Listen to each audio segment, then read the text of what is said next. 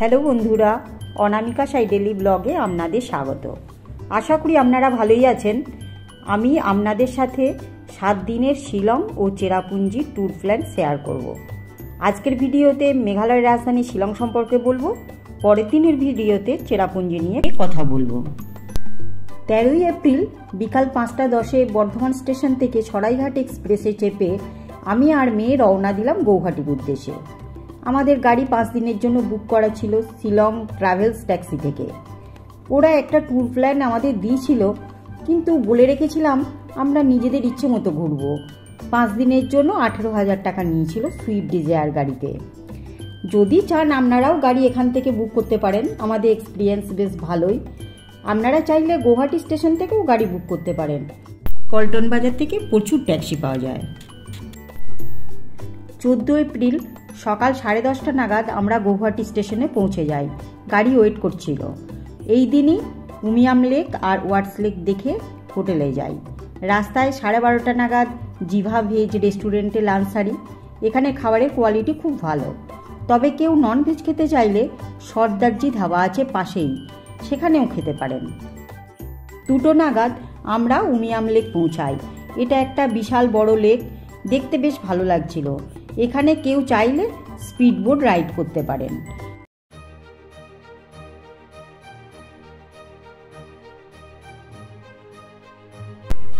এরই মধ্যে মেঘ করে এসছিল, তাই ওয়াটস লেকের দিকে তাড়াতাড়ি রওনা হই।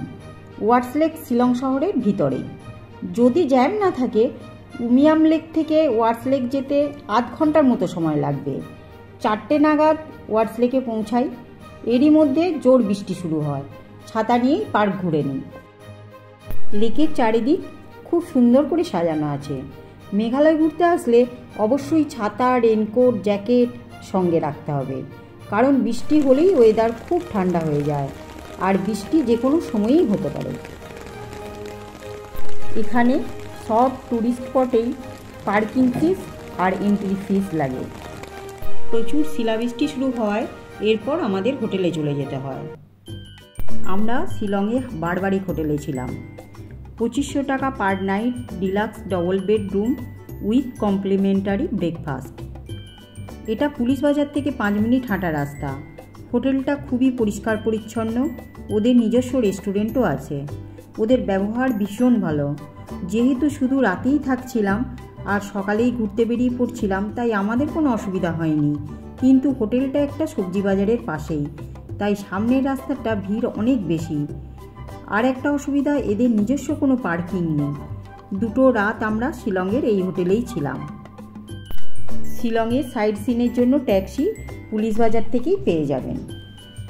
যেহেতু আমাদের গাড়ি বুক করাই ছিল, 15ই এপ্রিল সকালে 8টা নাগাদ বেরিয়ে পড়ি চার্চ দেখতে। চার্চটা সন্ধে 6:30 অবধি খোলা থাকে। এরপর লাইটলুম ক্যানিয়নের উদ্দেশ্যে রওনা দিলাম। লাইটলুম দেখতে খুবই সুন্দর, কিন্তু এটা দেখতে পাওয়াটা অনেকটা ভাগ্যের ব্যাপার, কারণ বেশিরভাগ সময়ই এখানে মেঘাচ্ছন্ন থাকে। এরপর চলে গেলাম কারাংছড়ি ফলস। কারাংছড়ি ফলসের জন্য 15 মিনিট মতো ট্রেকিং করতে হয়। রাস্তার দুদিকে জঙ্গল, হাঁটতে বেশ ভালোই লাগছিল। এখানে কেউ চাইলে সুইমিংও করতে পারে।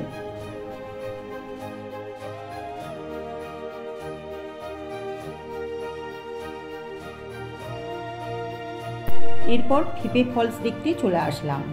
নৌকা করে নদী পার হয়ে প্রায় আধ ঘন্টা হেঁটে ফলসের সামনে পৌঁছালাম। নৌকায় 200 টাকা নিল। আমরা যখন এখানে পৌঁছালাম বেশ জোর বৃষ্টি পড়ছিল, তাই কেউ নদী পেরিয়ে ফলস দেখতে যাচ্ছিল না।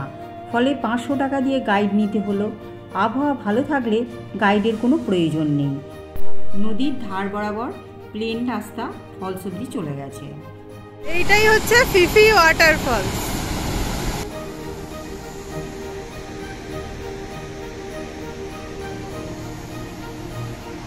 অনেক বড় ফলস। আমরা অনেক দূর থেকে হেঁটে হেঁটে এলাম, কিন্তু এখন বৃষ্টি পুরো থেমে গেছে, রোদ উঠে গেছে। দেখুন, ফলস দেখে আমরা শিলং হোটেলে ফিরে আসি। আপনারা চাইলে এই ফলস দুটি দেখে ডাউকি চলে যেতে পারেন। সন্ধেবেলায় আমরা শিলংয়ের মেন মার্কেট পুলিশ বাজারে ঘুরে আসি। মার্কেট 8টায় বন্ধ হতে শুরু করে দেয়।